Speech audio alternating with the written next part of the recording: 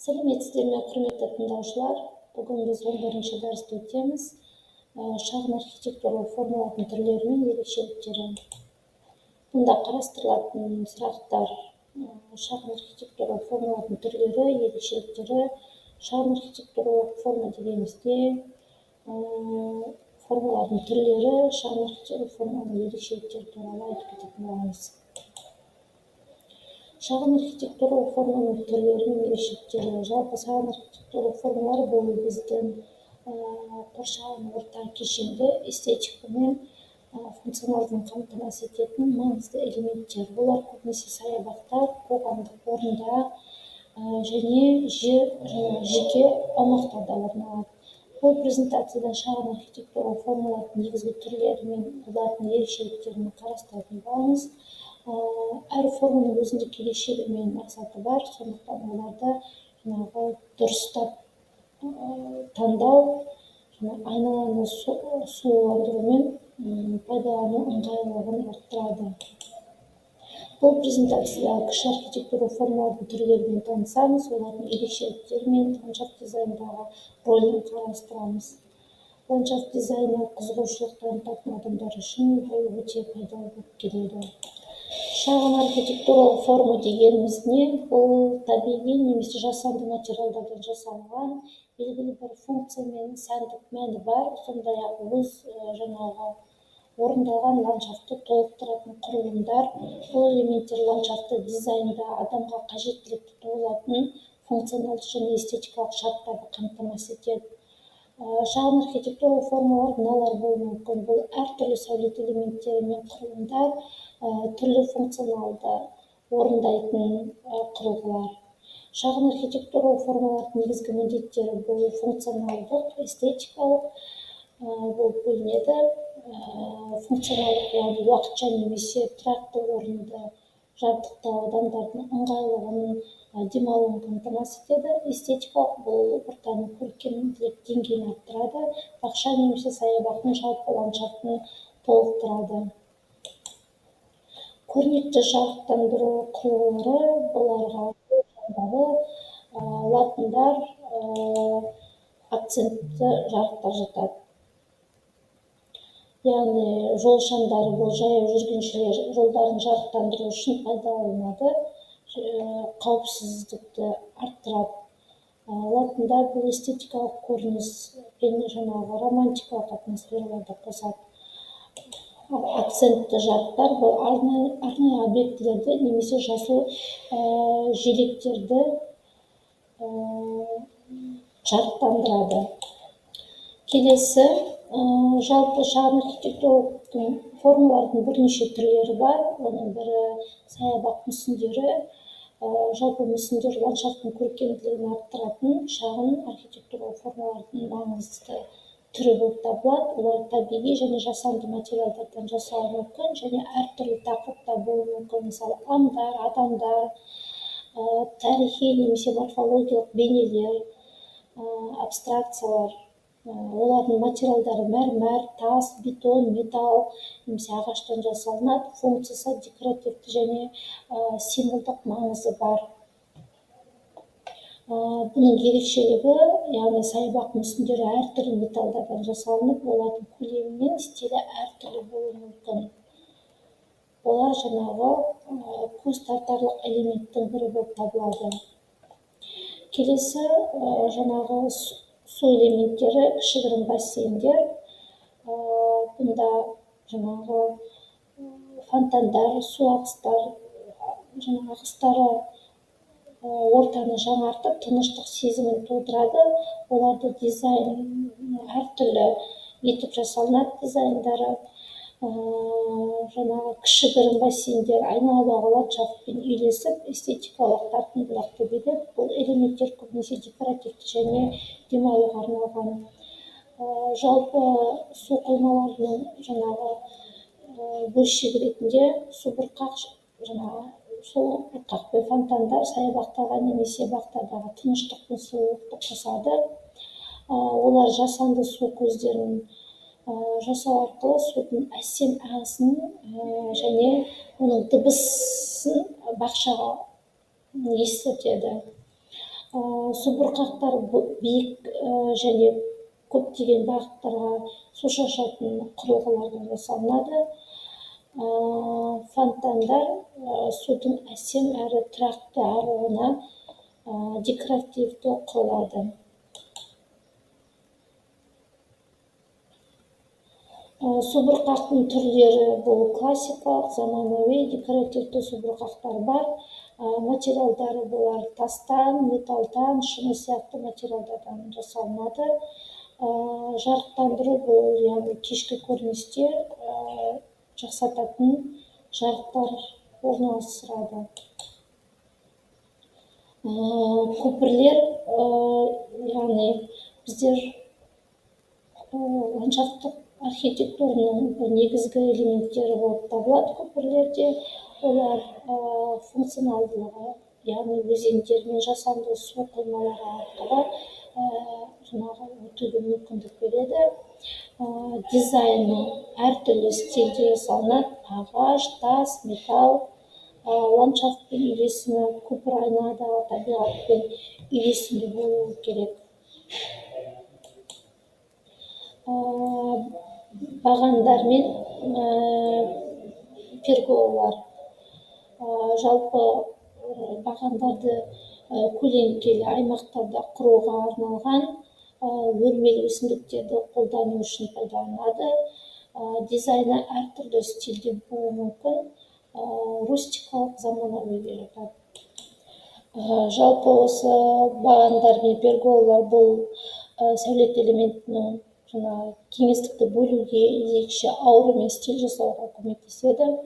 Яғни арка бұл бақша немесе саябақтың кез келген бөлігіне ерекше етіп көрсету үшін қолданылады. Бұл элементтер сонымен қатар өтпелі аймақтар ретінде қызмет етеді. Бағаналар жолдардың қиылысында, гүлзарлардың жанында орналасады. Оларды декоративті элементтер ретінде де қолдануға болады. Келесі орындықтар мен дивандар, бұлар өте қажетті материалдар. Бұлар материалдар ағаштан, металл, тас сияқты материалдардан жасалынады. Стильдер классикалық, заманауи және рустикалық орындарда бар. Демалуға және тамашалауға арналған. Кішігірім қайықтар және беседкалар. Қайықтар ашық немесе жауып жасалынатын шағын демалыс орындары табиғатпен жақындасып серуендеуге қолайлы. Олардың материалдары көбінесе ағаш, металл немесе пластик болады. Тынығу үшін қолайлы, көріністі жақсарту, түс пен формада әртүрлілік береді. Беседкалар бұл жабық немесе жартылай жабық құрылымдар. Олар қоғамдық немесе жеке аумақтарда демалуға арналған. Олар ауа райына төзімді түрде жобаланған, отбасылық және әлеуметтік кездесулерге арналады. Әсемдік пен жайлылықты қосады. Әртүрлі стильдер мен материалдардан құруы мүмкін. Аяқ киімдерді қорғау және көлік тұрағы. Яғни бұл құрылғылар қоғамдық орындарда яғни аяқ киімді таза және құрғақ ұстауға көмектеседі. Бұл Европа елдерінде жақсы дамыған, әсіресе жаңбырлы немесе қарлы маусымдарда маңызды. Көлік тұрағы, яғни велосипед немесе көлік тұрағы шағын сәулет элементтері қатарында ерекше орын алады. Олар қауіпсіздікті қамтамасыз етеді. Гүлзарлар мен контейнерлер, бұлар әртүрлі формада және өлшемдігі әртүрлі болады. Керамика, тас, ағаштан жасалынады. Ландшафтпен үйлесімді болу керек дизайны. Гүлзарлар мен ақ шашқы немесе контейнерлер деп айтамыз. Олар көптеген бақшаларда қолданылады. Олар ағаштан түрлі блоктардан жасалынады. Гүлзарлар әртүрлі пішіндер мен биіктіктерге ие. гүзарлар бақтағы негізгі элементтердің бірі болып табылады. Ал ақташ-жәшіктер, яғни контейнерлер, бұл тұрақты және табиғи көрініс үшін қолданылатын әртүрлі форматтағы контейнерлер жатады. Келесі ландшафт архитектураның тағы бір элементі болар жолдар мен алаңдар. Бұлдар тастан, кірпіштен, қыш, тастардан, ағаштардан жасалынады. Формалары жаңағы түзету, иір-қиссық, геометриялық жолдар, функционалдылық, жүруге және демалуға арналған аймақтар құруға болады. Эстетикалық және қауіпсіздік элементтері және бақша мен қоғамдық орындарда айқын шекарасын белгілейді. Анықталған аймақтан қауіпсіздікті қамтамасыз етеді. Декоративті құрылыстар және көркемділік мән қосып, қоғамдық кеңістікті тартымды етеді. Шағын архитектуралық формалар немесе мобильді экологиялық аспектісі, мобильдік, яғни кейбір формалар оңай қозғалып, қажеттілікке қарай орнатуға болады. Экологиялық материалдар, яғни табиғи және қайта өңделетін материалдарды пайдалану маңызды. Жарықтандыру мен су элементтері энергияны үнемдейтін технологиялармен жабдықталған. Жалпы осы көше жиһаздары немесе бақша жиһаздары ландшафттық функционалдылығын қамтамасыз етеді. Олар демалуға, серуендеуге арналған орындарда жабдықталады. Бұл элементтер көбінесе орындықтар, үстелдер, шезлонгтар, орындықтармен болуы мүмкін. Мобильді жиһаз бұл элементтер бақша немесе саябақта өз орындарын ауыстыру алады. Ал үй-жайға арналған жиһаздар өте ыңғайлы, көбінесе тұрақты орындарда орналасады.